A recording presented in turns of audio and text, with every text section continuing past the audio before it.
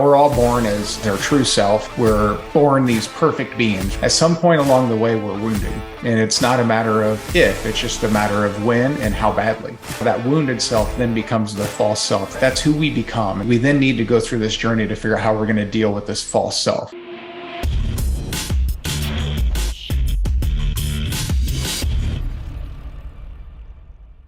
What's going on, everybody? Welcome to the Tribe of Millionaires podcast. I'm your host, Jamie Gruber, where we dissect, it's my job to dissect peak performance from some of the most accomplished people in the world, making my tribe your tribe. My guest today, Brad Stegall, is a Gobundance member. He's out of Peoria, Illinois. He's an investor, entrepreneur, an absolutely incredible guy. We're going to talk about his Meetup. He took a Meetup, like I gave him a couple ideas, and then he took it and exploded into something way bigger than I ever did. And we're going to dive into topics of faith, family, and so much more as we get into it. So Brad, man, welcome.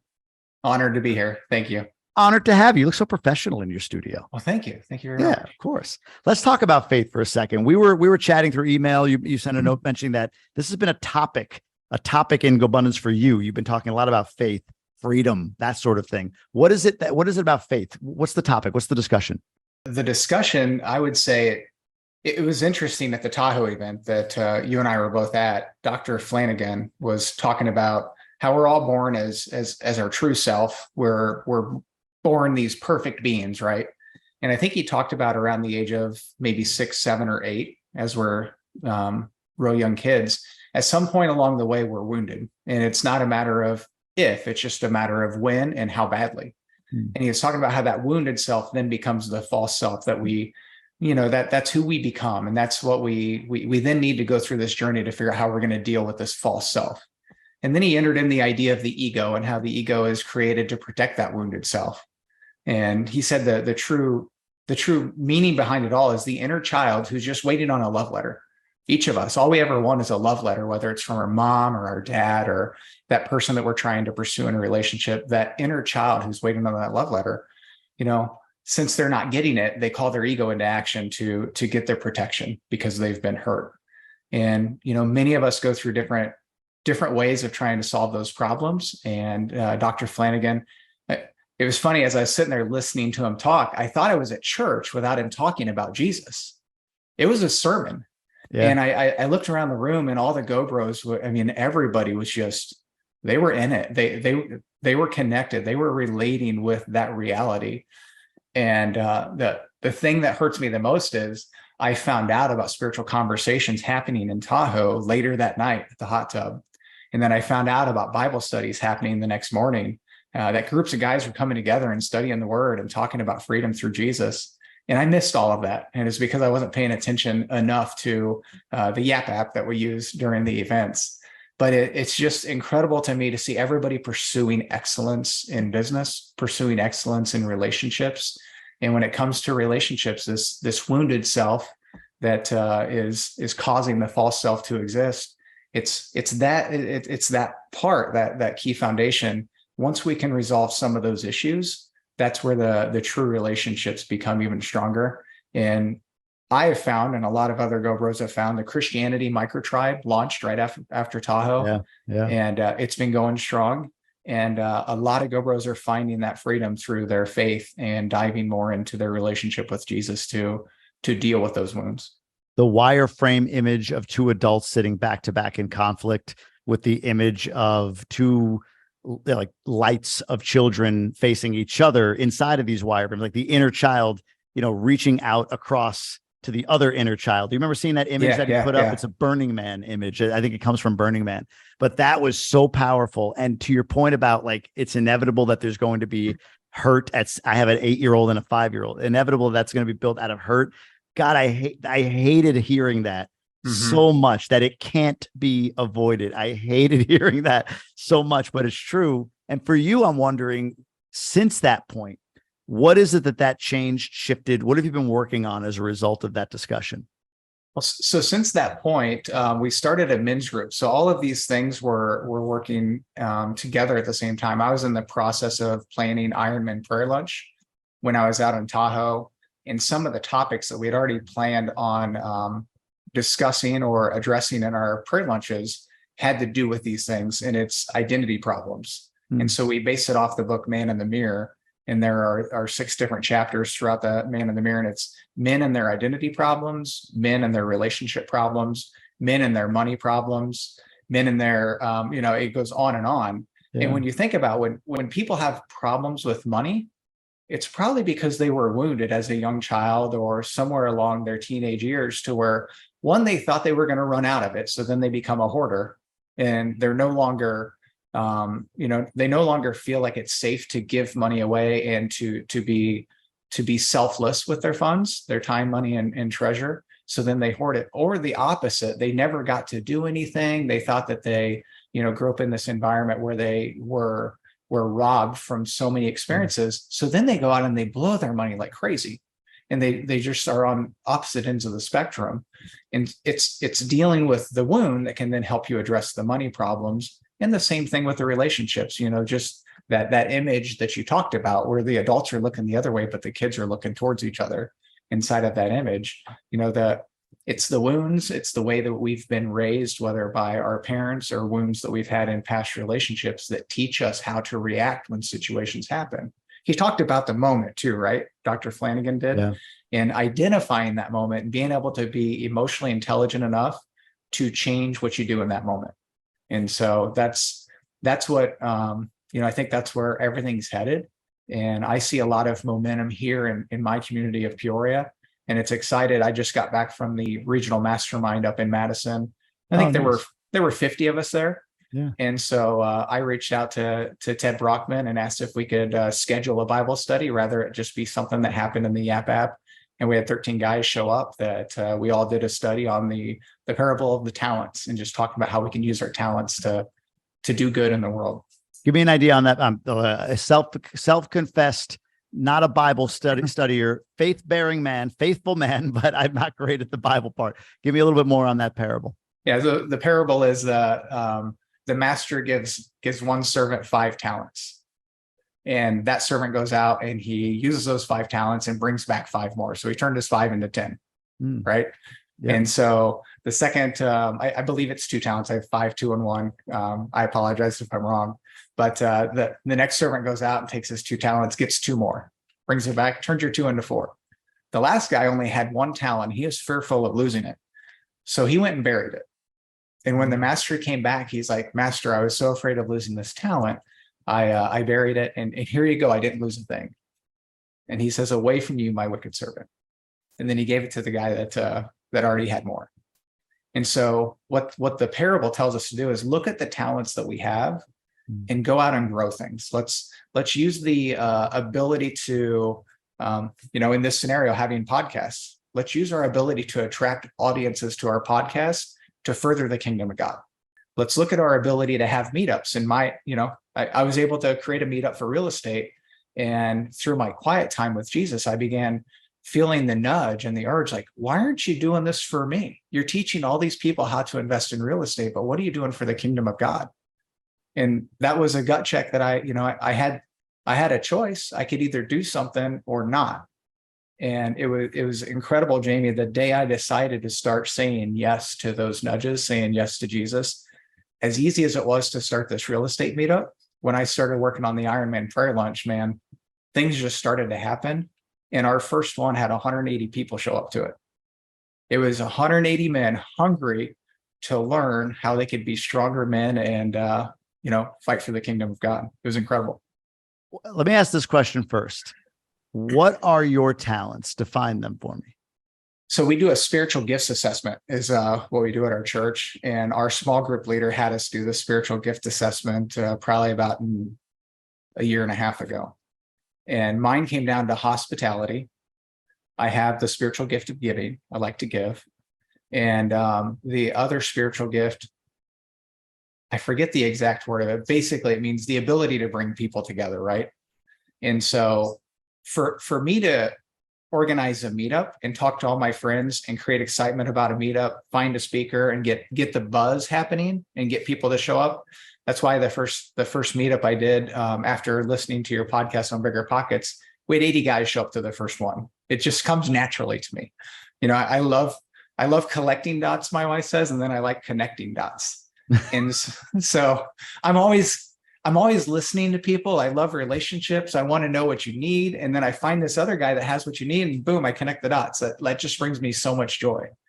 And so it's been emphasized even more. It's like, I've got this silver bullet over here, and I know how to help you with these emotional wounds that you're dealing with from childhood. So I'm just always listening. And when I hear that somebody's got a problem of some sort or an emotional wound, it's like, I've got the solution for that one, and it's over here. Like, let's just connect these things. And so I would say that's what my gifts are. Those, on Bigger Pockets, they always talk about things that are light or things that are heavy. Yeah. Creating events, doing events. During COVID, we were sitting inside the house, scared to talk to anybody, and we saw these families walking by with their kids. And I'm like, Ashley, who are those parents and who are those kids? I have an idea. Let's start a block party so we can get to meet them all. And so now we're 3 years into block parties. So creating events and bringing people together, it just comes naturally for me. That's very cool. Has it ever felt heavy at any point? The meetup, the Ironman meetup, the block parties. Is there any moments that feel heavy? And if so, what's happening in that moment? I would say that the heaviest moments are when I'm trying to figure out what's next. I had a 1-year anniversary party, and I had some guy come in and deliver a keynote presentation or a keynote speech. And he crushed it. It was you. And so then when it came the next year and I had to figure out what I was going to do for year number 2, I decided not to do it. That's crazy. It's tough. It's tough though. Each month, I'm doing the real estate meetups every single month. That's 12 speakers a year. And so now we're 3 years into it.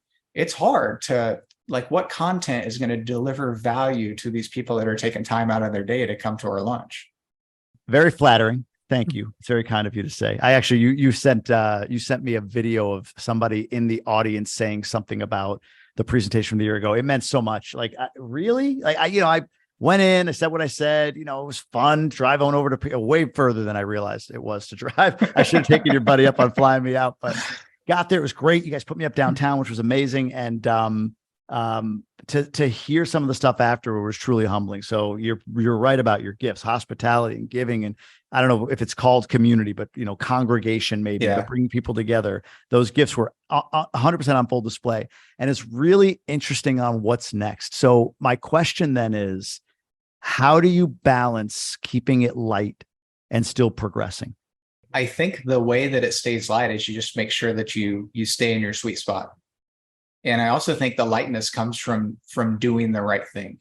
So if you're always helping people and you're always doing the right thing for others, and it's a selfless act of doing, you're not doing it for yourself. I think it becomes heavy when it's something that you're doing for yourself. But if you're just constantly giving and trying to help other people grow and help other people live better lives, I don't know how that could ever become heavy. Yeah. What's the secret to a thriving meetup for you besides that? I get the intentional part, meaning your intention is to add value, and you do a great job with that. I was there and witnessed it. But tactically, what's the secret of a thriving meetup? What is it? What are some elements? Because a lot of people are interested in this. I got a lot of outreach after that podcast because I talked about running a meetup, and a lot of people see the value in it. I think to your point, most are looking at the what's in it for me, maybe. So those meetups don't last very long, in my opinion, because it's I'm not getting something within 3 months. Stop. But you've maintained your meetup yearly for years now, and it's thriving like anything. So I understand that it aligns with your gifts. It's something that you love doing. It's your way of serving. I get the philosophical part, if you can call it that. That might not be the right word. Yeah. But what about the tactical part? What is it about your meetup that you're able to sustain and get people to come back month after month after month? It's beyond just you being a great guy. What are some of the tactics that somebody needs to understand if they're going to get into this space? It's the consistency. Yeah. And so we do it on the second Tuesday of every single month. And the consistency of reminding people that it's happening, the consistency of creating the graphics, putting them on Facebook. It's the consistency of every time you're out talking to people, any new person I bump into and they're asking me about real estate investing, I'm inviting them to the meetup. I think it's just always being at the top of your mind and then always telling others about it. And I think that's the main thing, is just the consistency. Yeah. So funny. Yesterday, I had lunch with somebody who flew down to Bryce Stewart, who's a Gobundance guy. He's down here in the DR. Met with him and his wife 2 days ago, actually, Tuesday. We're recording this on Thursday. And we're talking about podcasting, because that's my passion and what I love and all of that stuff. And he said, he's like, I don't know. So what's like the new avenue in podcasting, like the category that's not yet created? I'm like, I don't know the answer to that. But what I do know is that the secret to podcasting is doing it for a long time. Meaning it is the consistency. It's the same thing. Like you have to continue to show, like there's what 2.5 million, Jesse Itzler said this, is like 2.5 million shows in Apple Podcasts that are out there. Wow. Like 1.5 million of them have one episode. And there are tens, hundreds of thousands more that have 12 or 20 or 80 or whatever, and then stop. We're on 300 and something on this podcast. So that's the consistency that draws in the listenership, that draws in people to the meetup. But on the other end of that, I'm curious. So thank you for that. Philosophically, I understand the how you create a great meetup, and tactically how you create a great meetup. In additionally, philosophically or fulfillment wise, I understand the return that you get. It's fun. You love it. It feels good. But what other return have you derived from the meetup? Is there a more of a tactile return that you financial benefit by hosting the meetup, or financial? Yeah, either one, like whatever it might be. Partnership might not even just be like directly financial, but what are some of the actual returns that you've gotten from the meetup? So it's been cool to watch people from the meetup that didn't know each other beforehand, and now they're partnering together and doing deals bigger than they ever would have dreamt to do. And so you hear stories like that all the time. We've had young guys come in right out of high school, 19, 20-year-olds, and they literally started rehab companies, doing clean outs and doing all the things for landlords. And that's how they ramped themselves into a business. And now they're doing remodeling, and have moving companies. And is that the Young Guns? Was that the Young Gun? Right? No, the Young Guns are the short-term rental guys. Oh, that's right. Yeah. And so now they're managing, I think, over 40 short-term rentals, and they're starting to buy properties themselves too. All from coming to your meetup, right? Yeah. That's the cool part. Like they can relate it to this meetup being put on by you. So yeah, I love that. So again, that's all other people's stuff. We had a guy from the meetup that was getting emails about deals, and one came across his desk that was 11 duplexes, so 22 units outside of an area that we typically look at. It's a little over $1 million, so it's too big for him to consume. And so he emailed it over to me. He's like, "Hey, did you know about this?" And Mike and I hadn't seen it yet. And so as soon as we saw it, Mike goes, "We've got to go look at that tomorrow." And so we went and looked at it the next day and wrote a full price offer right there, right then and there. And it's been a great project for us. The people that were selling it owned the nursing home around it, and so they didn't really understand investing in real estate. And so that's why we bought it full price, no questions asked, same day. And it's worth 50% to 70% more than what we paid for it the day we bought it. Yeah. Wow. And if it wasn't for the meetup, that guy that had that email in his inbox, he wouldn't have been thinking of us. But since we had been helping him grow, he thought of us like, oh, maybe Mike and Brad would like this. How do you structure? I attended the one where you were gracious enough to invite me to come speak. How do you structure the meetup on a monthly basis to continually add value? What is it that you're doing at these meetups that people keep coming back for? So we have a different speaker come in to speak on a different topic. Typically, we found in the beginning when we had people come just to do a presentation that it was sometimes intimidating. Not everybody's wired to be able to do that, especially real estate investors that are, a lot of us are numbers people. And so getting up in front of large crowds isn't the most fun thing. So I literally do a podcast format to where I'm sitting in the front of the room with them. Smart. I've already met with them beforehand, and I can kind of lead and direct the conversation. We've had some speakers that kind of got off track too. So it gives me the ability to bring it back in because I know the audience, I know who the people are out there, and I know what adds value to them. So then I can try to pull that value out of the speakers.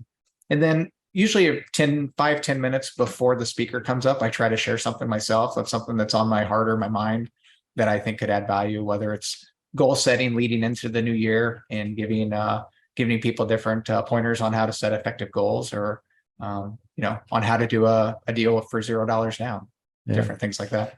Is networking structured in any way, or is it more there's time for it? What is like the networking portion look like? So people come in early and network, and then we intentionally leave 15 minutes at the end where we encourage people to network. I love talking. I always give the same pointers. I'm super repetitive with them, but I always say, if you're super shy and you're not sure who to go talk to, find somebody standing in the corner that doesn't have anybody to talk to. Like, they love to talk to you. So just go up and talk to them. Yeah. And oftentimes when we're in networking situations, we're so worried about what we're going to say next. We're so worried about what our story is going to be. We want so badly to be interesting. And I say, forget about being interesting. Just be interested in the other person and ask good questions. And that's how you're going to get the most out of networking. So we kind of coach the new people along the way to help them be more effective. That's such great advice, man. I love that. And I learned this running a meetup. I had speakers come in every month, and we did a theme of like, let us build your team. It was a multifamily meetup, more specific, not just real estate, but more multifamily focused. So it was like, here's a commercial broker that's going to speak, and then you can contact them. That could be your broker. Here's a commercial lender. Here's an insurance person. Here's a lawyer. Here's whatever, right? So each speaker each month was somebody different. And to your point, 4 or 5 into them, I was finally like, I got to facilitate these talks because, with great intention and even with great prep, they go up, they have a slideshow, and then it's like off the rails. Like I remember remember commercial lender, like we were really clear. Like it was like the perfect topic. And it was like, oh my God, they're going to love this. Like we even went through the bullets, everything he was going to say. And when he went up there, he started by talking about his team, which is fine, like introducing his company and his team. And then it just kind of kept going. And like 30, 40 minutes in, we're hearing about like, his team and the faith-based organization. Like that's all beautiful, but it's not adding value to these people. So I facilitated. I tell it to people all the time, unless you've got a keynote, somebody who knows how to take the mic, who is paid to do it, somebody that, understands the idea of unless you've got a real keynote, facilitate every speaker. I think that's brilliant. I agree. Yeah. Yeah. The other thing, it's funny, like personality stuff. So I love the quirky, fun, goofy games. So we would do like book exchanges. We would do ugly sweater contests, stuff like that to facilitate networking. We've done that around Christmas time. Did you? Yeah. What'd you give away? Let me see if I win on this. What did you give away? Anything? Do you remember? I don't remember. Did you give anything away? I think it may have just been cash. Maybe how much? How much? How much? $50. 50 iPad. Oh, an iPad. Oh, iPad. You one up me really good. iPad to the winner. No, but it's fun, right? It's just, it was, I think we had a sponsorship that paid for like an iPad. I'm like, yeah, awesome. Ugliest sweater got an iPad. It was fun, man. Like, I think making these things a social gathering versus just a real estate cold meeting is what you've done. Really, at least what I saw, man, that was a community. That wasn't a meetup. That wasn't an info session. That was a straight on community. I think it was amazing. And a young guy came up to me and asked if we would ever consider doing after-hour socials. I said, absolutely. Would you like to coordinate it? And so now Andrew he does our socials once a month. And so we have an after-hour social. I protect my evenings and weekends a little bit more than others because of my family. So I'm not always there. But with or without me, we're doing socials once a month for Midwest REI. So it's pretty cool.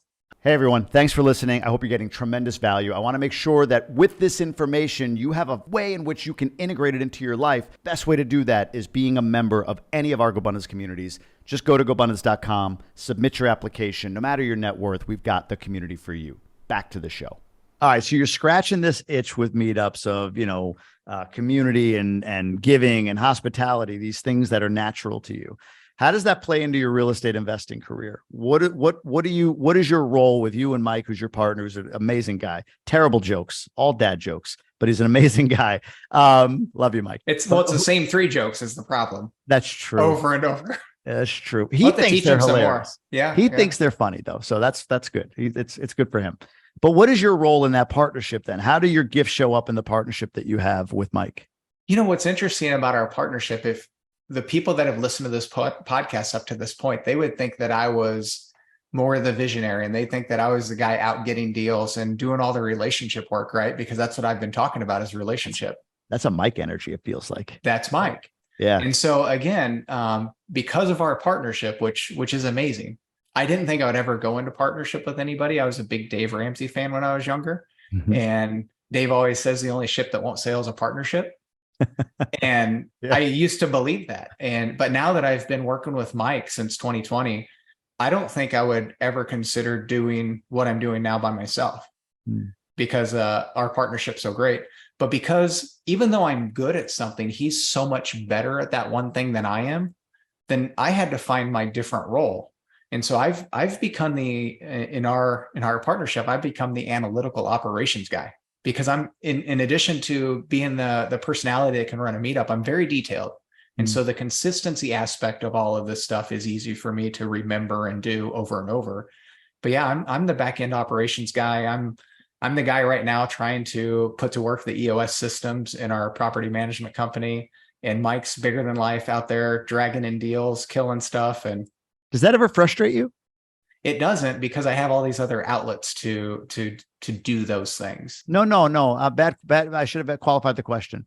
Does it ever, like, what I'm picturing you talking about, because I know Mike enough. Yeah. Mike's similar to me, like, head in the clouds, rolling through life, gregarious, outgoing, backslapping, having people. He's the guy's guy, right? He's the life of the party. Yeah. That's me. That's my personality type. So when it comes to like process, details, taxes, asset management, I don't know. It's on a spreadsheet, I'm sure, somewhere, or my partner's taking care of it.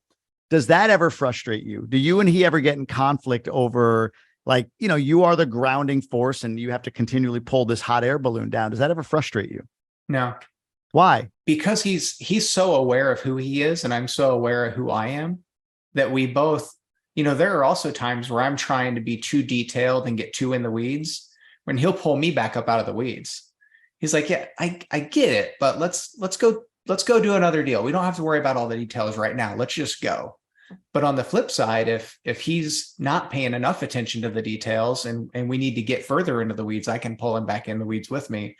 And it's a even, give and take at all times. And we don't get upset with each other. It's incredible. Is it essential that when one of you is pulling the other in order to avoid conflict, is it essential when one of you is pulling the other out of the weeds into the weeds that they actually do or execute on whatever you're pulling them towards? So in other words, if Mike's pulling you out of the weeds, but you refuse to, would that be where conflict exists, but you don't have it because you actually abide by his wishes in that moment, and vice versa? When you're pulling him into the weeds, does he actually execute? Even though he doesn't love it, does he actually execute on being in the weeds? And that's what avoids conflict or makes the partnership strong. Yeah. And there are other times where, so we've pursued a couple of deals where I felt resistance and I felt red flags sooner than he did. And it would have been natural for me to start pulling back and resisting, but I let us continue down the road. And we ended up getting to the point of realizing, both of us realized, Mike included, that it wasn't going to work. It wasn't a good deal. And so it's been interesting as we go through processes like that, because I then reflected with Mike. I'm like, well, so I started feeling resistance here, here, and here before you did, and this is why. And so then we have the conversation, well, when you start feeling those types of resistance, let's be more vocal about it. And instead of me just saying no the first time it happens and going through the process, then we can look back at the entire process in general and learn from it. And the next time when I start pumping the brakes, Mike's going to be more open-minded to understanding why I'm pumping the brakes, and vice versa. Sometimes it's a matter of giving and letting the other person do what they want to do because they feel so passionate about it. But then once you get through the entire process, going back and reflecting upon it so that you can learn, so that the next time you go into a similar situation, you don't have to waste as much time or energy. How intentional were you in the beginning of your partnership such that it serves the strength of your partnership today? Maybe another way of asking that is, are you where you are today because of how much work and preparation, operating agreement, discussions till you're blue in the face over what is what, the whole talk about like plan for the divorce before you're divorced? Is that the strength of your partnership today? Or was it more ready, fire, aim, and you've learned along the way? Ready, fire, aim. Talk through that a little bit. Yeah. So neither one of us are that person. Right. And it's funny when we talk to the guys or the guys and girls that come to our meetup, and they're like, how'd you decide to do this deal? Like, how do you take down a 64 unit without hardly doing any analysis? And we'll show them our napkin math is what we talk about all the time. And so we're definitely not as buttoned up as a lot of people when it comes to the details. That's why I find it necessary for me to lean that direction, because we know Mike's the exact opposite of it. So I naturally have to fill that void in our partnership. But our very first deal, Mike likes to tell everybody that I stalked him, primarily because I did, because I listened to all these podcasts. Like, how do you find a mentor in real estate? And you find somebody that's at a higher level or a different place in you that you want to be at, and you just befriend them. You start being friendly, you start being nice, you make them aware of who you are, and then you begin to prove to them that you're out there hustling. And so I put myself into some networking situations, got to know Mike Goodat, took him out to lunch once.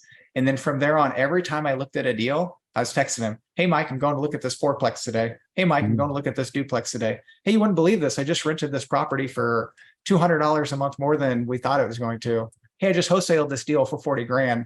And all of a sudden, Mike starts thinking, who's this Brad guy? Like he gets it, right? Yeah. And so ironically, Mike's going through a syndication about an hour from where we live of a 150 unit complex that's just mind numbing, as he explains it. Like it was such a hard project. He couldn't even comprehend doing one thing more at the time. And this 24 unit apartment complex falls in his lap. Amazing deal that he just can't resist. And in his mind, he's like, how am I going to do this? Well, since I'd been, quote, stalking him, my name came to mind. And so he reached out to me. He's like, hey, would you ever consider partnering on this deal? Well, absolutely. And I didn't ask him anything. I just said, yes. How much money do you need? And that was my opportunity to prove to him that if he wanted to partner with me, that it was going to be easier than it was without me. How much did you have to invest in that first deal?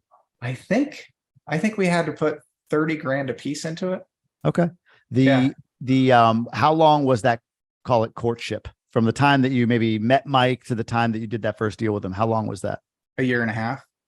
Talk about consistency. Yeah. I like frameworks. I like coming up with like it just helps me remember things. And I hope it's helpful for other people. Like I talk about, people ask about quitting your job. I like do the 3 C's. Like, what are the 3 C's? I'm like, get clarity, build confidence in a new identity, find a community of people you're becoming. Those are the 3 C's, right? Clarity, confidence, community. This is what I call the 3 A's. I like 3, I guess, in one letter. So, and people say it's like, how do I find a mentor? I'm like, first ask somebody, not maybe to be a mentor, but like, do you mind if I take you to lunch or get to know you, or can we have a chat or whatever? But just ask, have a conversation. The next is act. That's the most important one. Mm-hmm. Like prove that you're doing what they said. Like mentors love when they say, you know what I would do is I would read this book, read the book. I would, you should look at, if you're just getting started, go wholesale the property, right? Like that's the act phase. And then the last one I call is acquire. And this to me is like pay for it one way or another. So hire them as a coach, go get them coffee every day, buy their coffee every day, put 30 grand into a deal of theirs, or invest in a syndication that they're doing as a passive investor so that they can see you're serious, right? So ask, act, acquire. And you did all of those over 18 months, an investment that's paid off in spades, I would say. That's incredible. Yeah. That's incredible. What was Mike's experience before you? I mean, obviously he was doing deals, but like, was he fairly new, or was he doing a whole bunch before you kind of found him? I think when I found him, he had ownership in close to 700 units. Wow. Where did you, was this at a meetup, a local meetup that you met him? I met him at an open house for his property management company. So again, this is just me finding ways to put myself in your favorite word, proximity. Yeah. How can I put myself in proximity with Mike Goodat? Yep. And I knew PLS was his property manager. I saw they were having a ribbon cutting for the new location. So I showed up. Did you say POS is his property manager? No, PLS, Professional Leasing Services. I was going to say that's like a Mike dad joke in and of itself. The whole name of his company is POS Management. That would be amazing. Oh, I wish it were now. On the partnership part. So you backdoored your way in as just, 2 good dudes who got together. You stalked them and everything. If you were giving people advice now, because a lot of people have that fear of, the only ships that don't sail or whatever are partnerships. What are the things that work today for you and Mike that you would give advice to somebody starting? Like what needs to be in place for a good partnership with the experience and the knowledge of what a good partnership is today for you to give to somebody that's starting out, maybe looking for a partner? What are some things they need to do? I think ethics is the main thing. When I think about partnerships that don't work, it's because one person has one idea of what's ethical and the other person doesn't.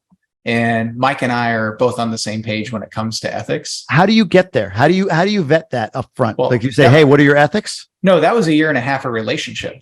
Yeah. Nothing good in this world comes without relationship, and that relationship then leads to trust. And so it's got to be genuine. I used to sell radio advertising. It was my day job, right? And so I remember training this new person. I walked into this business and we're trying to sell radio commercials, and we're just having a great conversation and digging into their problems. And we leave, and she goes, "Man, Brad, that was incredible."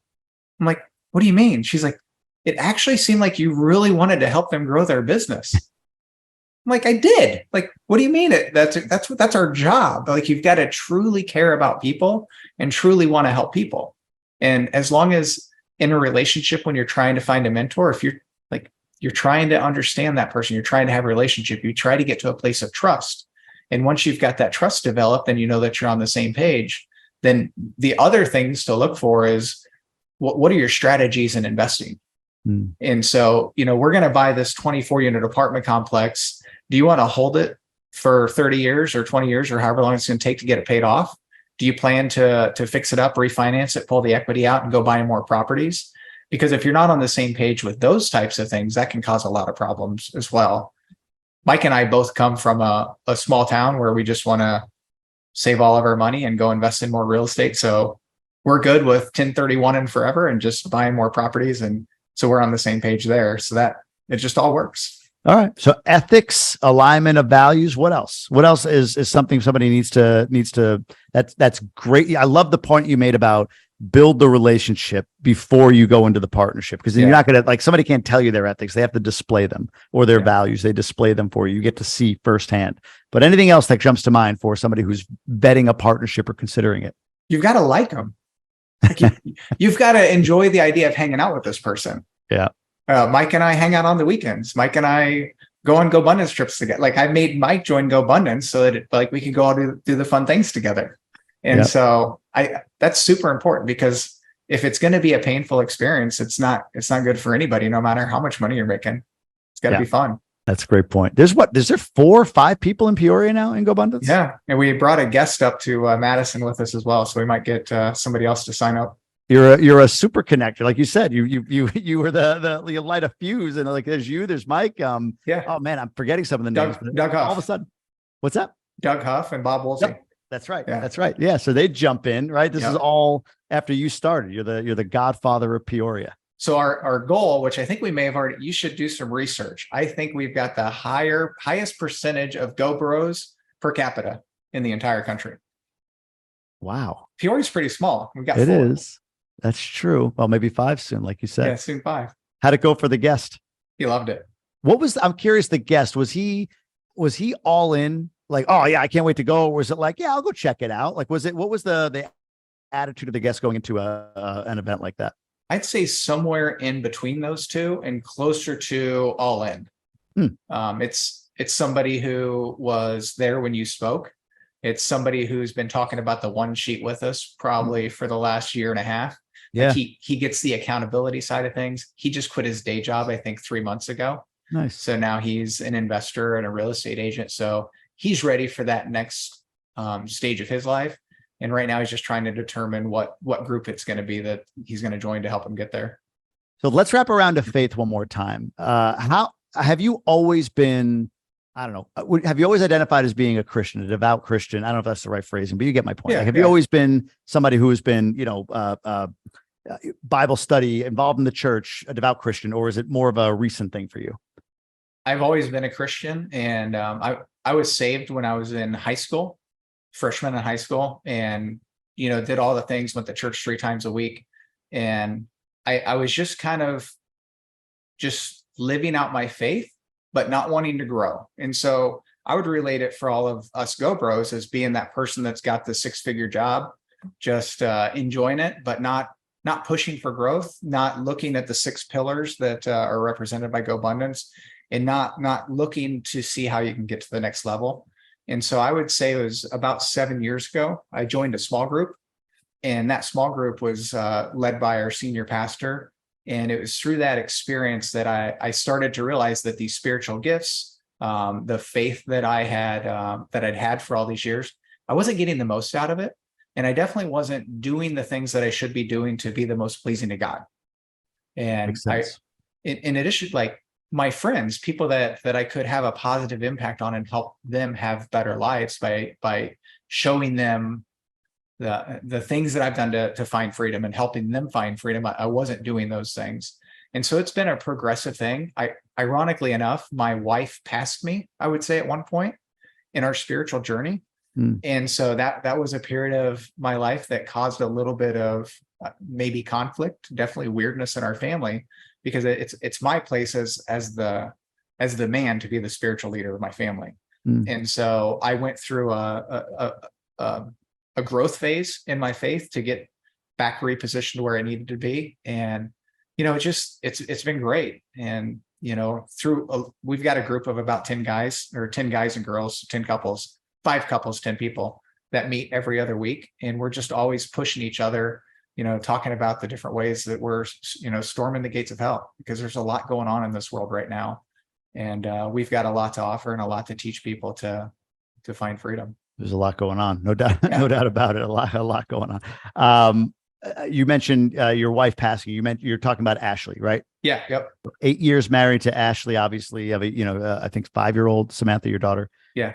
You were, as a Christian, though, you were divorced once before. Was that harder because of your faith? What was that like for you going through that? If you were a faith-based guy, was it just, hey, it was on my path, or was that a shameful event for you? Oh, there's definitely shame involved in that, and just trying to reflect on it and try to figure out, what was it that I did wrong? Where could I have been a better man to not allow this to happen in my marriage? And that was one of the lowest points in my life. What did you learn? What did you conclude on those questions? What could you have done differently or better, or what could you have done to be a better man in that marriage? I wasn't as vulnerable as I needed to be. When I think about the same things we're talking in Gobundance all the time, I wasn't emotionally vulnerable to my wife. And so that's the thing that I've been leaning into so much now with Ashley. And it's been a blessing for us to both try to be vulnerable. And, I was talking to Luther Hagen up at the Madison event. Great and guy. we were talking about, I told him, it's like the most vulnerable I ever feel with my wife is when I pray out loud with her. Mm. And when you think about sharing your heart at that level, you're speaking to your heavenly Father, praying over your wife of the things that the things that you want for her, and the things that you're grateful for about her. Like that's a level of vulnerability that I never thought was possible, and that I never even tried to discover in my first marriage. And so that's the one area that I would have focused on being better at. Is there any risk, in your opinion, of vulnerability crossing a threshold where you dilute your masculinity with your wife? No, not with your wife. No. With others? I think it all depends on the relationship. So I think you could dilute your masculinity with people that don't know you well. Is it real or perceived, though? Is it, you're saying their perception of you as a masculine man? Yeah, okay. Perception. Yeah. Yep. 100% perception. Okay. So how do you dilute yourself perception wise, as just crying in public, or like, what does that look like? I can't say that I've ever been in a position where I felt that I've done that in front of other people, but I definitely think it's possible to do that. One example could be that if you're going through a really tough time and you're weeping and sobbing around a bunch of men that don't know you, and they don't know the backstory and they don't know why, I think that could definitely cause that to happen. But if you're around a group of guys like Go Bros, or people in your small group, or people from church, and they know what you're struggling with, and you're crying with them and bearing your soul, and looking for people to lean on, I don't think there's any part of that you need to be worried about. Why do you believe you can't cross that threshold of diluting your masculinity with your wife? I think when I become more vulnerable with my wife, and this is my wife, so not all wives might be the same, but I think it makes me more masculine to her. Because that's what she wants. She wants to know me at a level that nobody else knows me. She wants me to share those areas of my life that I feel broken, those parts of my life that I'm uncertain about. So when she knows more of that, she feels like I'm more of a man. Is that what your ex-wife wanted, or is this what you've learned with your current wife that you think you should have applied to your ex-wife? I haven't asked her. So do you keep in touch? If we see each other, it's fine. She had some kids as well, so I stay in touch with her daughter, and so I'm still in touch with my ex stepdaughter, I guess is what you would say. But we still both live in Peoria. I went to Brooke's wedding, and my ex-wife was there, and Ashley and I had a conversation with her, but I wouldn't say we've ever had deep, meaningful conversations about the reason our marriage ended. Might be a little bit left field at this point. Did she Yeah. remarry or no? Is she still single? No, she's still single. Yeah. Gotcha. Gotcha. Very cool.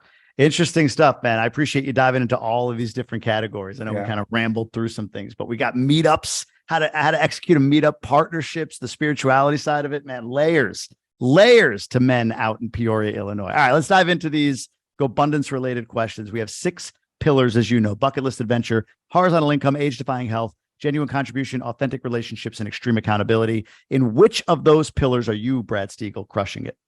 I would say horizontal income and financial freedom. Mike and I started in 2020, so in the middle of COVID, buying a 24-unit apartment building, and him and I are up to 200 units now. And it's not stuff we've syndicated; it's just stuff that we've purchased and 1031 and refinanced, and it's been incredible. I was able to quit my job 2 years ago. Yeah. And in addition to the 200 units, I've got the 49 units that I started with that I had been building along the way before I met Mike. And then him and I, along with another guy, bought a $9 million commercial portfolio last year. So it's just been crazy. And it's just been blowing my mind. I never would have dreamt back in 2020, before I started doing business with Mike, that I would be where I am today. Yeah, that's cool. It's incredible. Don't let him hear that. We're doing the Belize project too that you and I have talked about. Yeah, I mean, I was about to ask you about that. So the $9 million portfolio is in Peoria? Yeah, it's a mix of commercial buildings. All right. And then on top of that, right, I was about to go there. Like, talk about Belize. Tell me about Belize. So we bought 3 lots down in Belize in an area called Mahogany Bay, which is right at the tip of Ambergris Key. Yep. And we're just in the process of finalizing the builder that we're going to work with. I know there's some GoBros that are investing down there right now. There was just a Microtribe call that had somebody from Belize talking about it. So if anybody's familiar, it's in Mahogany Bay, and we are street 1 of phase 2, and we're going to be right at the very end of that street. The plan is to build 2 5-bedroom houses with a duplex in the middle. What can you just real quick? And I know we had talked about this deal before, but I love Belize. I love everything that you guys are doing. But when you were going to build these, what's the purpose of them? What's the ROI you anticipate? Kind of give me some data on this build that you're doing.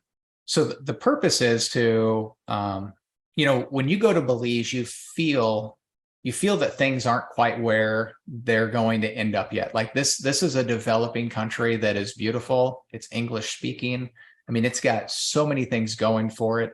And we chose Belize because we feel like we're buying at the right time, we're building at the right time, and these properties are going to appreciate so much, it's not even going to be funny. The plan is to, once we get them built, while there's still construction going on in this development, is we'll do long-term rentals. And then once everything gets stabilized, the hammers stop swinging, and it's a little bit more quiet, we're going to do short-term rentals there. And the plan is just to cash flow the units, get some aspects of lifestyle to play into that as well, go down there and travel some. And the people that invest with us will be able to go down and use the properties when they're available. And so, yeah, have some fun. That's really cool. Yeah. Have some waterfront property in Belize. And yeah.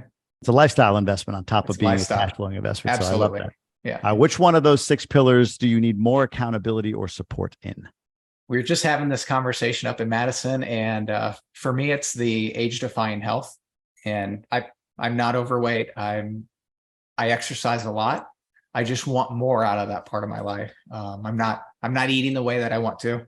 What is it that you want then? What is there a result that you're looking for? An outcome, a metric? Yeah. So the metric with weight is I want to be under 180 pounds. And I ride bicycles a lot. So I used to race bicycles, and so I go on trips all the time with groups of guys to go mountain biking. And I want to be able to do that at a more competitive level. And so by losing weight and getting in more miles every year on my bike, that's one way to do that. But really the thing that I'm battling right now is just cutting sugar out of my life. And so I was having this conversation with some guys that I was doing my one sheet discussion with up in Madison. It's like, I don't know why I can accomplish everything else in my life. And you look at my one sheet, and there's one category where all of my goals are just yellow instead of green. Like I need to win there. And so that's where I need more accountability.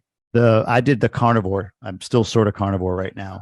And I was the same, flour and sugar, cut out flour and sugar. But I learned, well, cut out flour and sugar, and it never worked. In fact, it felt like I got more of it. I would eat more sugar when I wanted to cut out sugar. I don't know if that's your experience as well. Like, Yeah. I'm like, oh, don't eat sugar, that I'd somehow find my way to sugar. And then I did carnivore, and I said only animal products. That's all I'm going to eat for 30 days is animal products, eggs, cheese, butter, meat, chicken, that kind of thing. And what I learned about myself and then doing some research is, it's like you have your reticular activating system. I think it's here. I don't know where it is. That seeks out whatever subject you put in front of it, but it doesn't hear the modifier. So when you say no sugar, it just hears sugar. So you keep pursuing sugar. So when I said only animal products, it doesn't matter. Only like animal products run my brain. So it was really easy not to ingest sugar or processed foods or flour or anything like that. And I did that for 30 straight days. I had one day off because my son's birthday, and then I got back on it for 15 days. I've now incorporated fruit. So I eat fruit with meat. That's kind of what I eat now. Yeah. Every so often I'll have like a piece of cake or ice cream or something like that. But it's really helped me in focusing on what I will eat instead of explaining what I won't. So I like that shift. Help. Yeah, maybe that'll help. We'll see. Where in your life might you potentially be flirting with disaster? So when I was with the guys up in Madison, I said the same thing. If I would have been asked this 6 months ago, I think it would have been my relationship with Ashley, and because we were kind of going through that spiritual leader, who's the spiritual leader of the household, and there were some other relationship things going on, but I'm happy to say that we've worked through those, and her and I are in a really great spot now. And so it's weird to say that I'm not flirting with disaster in any area of my life, but I just need to be grateful for that right now. I always do that on pod calls. Like, yeah. I don't have an opportunity that I want to share this week. Nothing really jumps up. Like, even if there is the same conditions from last week's opportunity to this week's, we talk about like a win and a challenge, not opportunity, challenge. I'm like, I just don't feel like I'm in challenge mode, right? I feel good. I'm going to go with it. Right. And that's kind of what you're saying. And I love that you shared, though. That's very vulnerable of you, masculine of you, to share that this was something that you went through. I thought this was a long time ago. So just recently that you went through with the spiritual sort of, leadership challenge. So no, I appreciate you sharing that, man. That's very deep. In what way has Gobundance impacted your life? And what specific way has Gobundance impacted your life? One specific way is just, and this was even before I joined Gobundance. I used to listen to the podcast with Pat, and he'd interview all these guys, and they'd talk about being the patriarch of your family. And what are you going to do to, give your family experiences that they might not be able to do on their own or whatever it might be. And so I've really been leaning into that a lot. And, we bought a camper this year so that Ashley, Sammy, and I can go travel around the world, go camping, and just trying to create those experiences. And we did a trip with my whole family out to Asheville, North Carolina earlier this year. And, I talked to Ashley about it. I think I just want to take care of the entire Airbnb for everybody, so that it just releases some of the pressure that's associated with going on vacation when, some of my family members, when they're on vacation, they're not making money because they're not working, and it just makes it tough. And so I wouldn't have thought that way without GoBundance. And it's just cool to be able to bless people like that. And I can't wait to do more of it in the future. That's something I look forward to. Yeah, no, that's a great point. I love that. What advice would you give to a new or prospective member of a GoBundance community? Just get engaged. I don't think this is the GoBundance community. I think this is just community in general. And so I joined a Rotary Club when I was young, and I wanted to get engaged with the people of Peoria and the business world. And the first thing I do is I started volunteering, and I would ask myself, like, what can I do to get in front of the entire group so that people know who Brad Stegall is? What can I volunteer for? And so I just started saying yes. And then next thing you know, I'm running membership. Shocking, I'm recruiting people to Rotary, right? So I'm running a membership drive that got 35 new members in a 3-month period. I'm literally in front of the entire group every single week. And so not only do they know who I am, they know my name, they see me up there hustling. And so now they know that I'm out there getting things done. And I think you need to do the same thing with GoBundance. Where is it in GoBundance that you can add value? If it's on a GoPod, how can you add more value in your GoPod than the other guy? And if there's a regional mastermind, I help coordinate a mountain bike retreat, right? Yes. What can I do to add value to these people? And we had a blast. It was so much fun. We had some guys that had mountain biked forever. Mike actually got his bicycle, both tires off the ground, if you can believe it or not. He jumped it. And most importantly, nobody got hurt. But I would just say, just get engaged, go to the regional events, go to the big ski events, do the things. If you want to be a GoBro, then do the GoBro things. It's funny, something that you did that I did in Michigan and you did. And again, we're similar, but different in this way. Like I'm more the Mike personality, like, hey, whatever, bad dad jokes, all of that. I'll admit it. I have those as well. Like you said, you're more detail oriented. You're outgoing. You're a community builder, but you're more detail oriented. I should say, and you're more detail oriented. So our styles may look different on the surface. If we're in a room, the way we're interacting in that room looks very different. But in Michigan, when I joined, it was me and Brent Flowelling. That was it.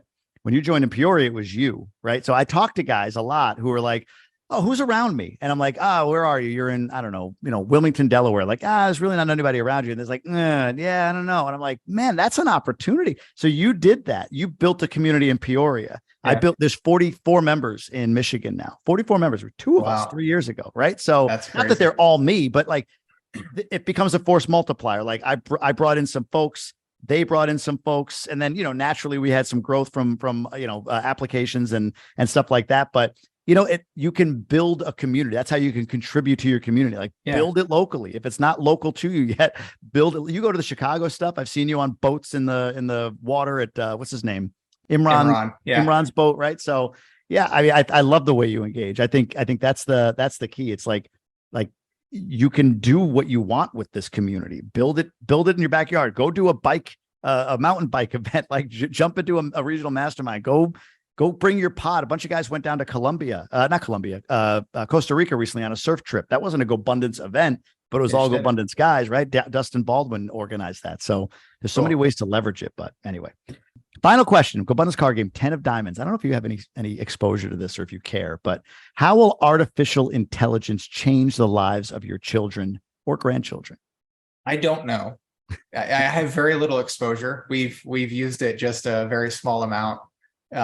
But I'm just going to say it's going to change their lives drastically. Yeah. And the way that it's going to change their lives, we probably can't even comprehend at this. Do you take that? How about this? Do you look at it as you're afraid of what it's going to change, or you're looking at it like, yeah, it's like the car. It's like it's like the airplane. It's just an invention. It'll change something. We don't know what it is yet, but it's fine. I think there are things to be fearful of. And, how is AI going to have a negative impact on my little girl's heart? Right. And how can I protect her from those things? Those are the things that I'm worried about. I want to protect her heart. But as far as work and business and how it's going to change the real estate investing world as a whole, I'm not too worried about that. I just want to make sure that she's protected. Yeah. It's on that point. There's the voice technology scares me. Yeah. Imagine she gets a call from what sounds like daddy to go here. Right. And she's like, my dad just called. Like, that's the stuff that freaks me out a little bit. So, we'll keep cell phones out of their hands for as long as possible. Forever. Brad, man, I appreciate this. Where can people learn more about you, the Belize Project, anything you want to direct folks to? Yeah. So you can find me on Facebook, Instagram. I'm the Balanced Brad. And so you can find me out there. I'm on LinkedIn as well. And if you're interested in Belize and learning more about that, feel free to reach out to me. I think we're going to start fundraising for that in September. And so it's going to be a blast. And look forward to meeting you GoBros at the next event. I'll be in Vermont for sure, skiing. I'll be there as well. Already booked my ticket. So appreciate it, man. Thanks for diving in on everything. Yeah. Thank you, Jamie.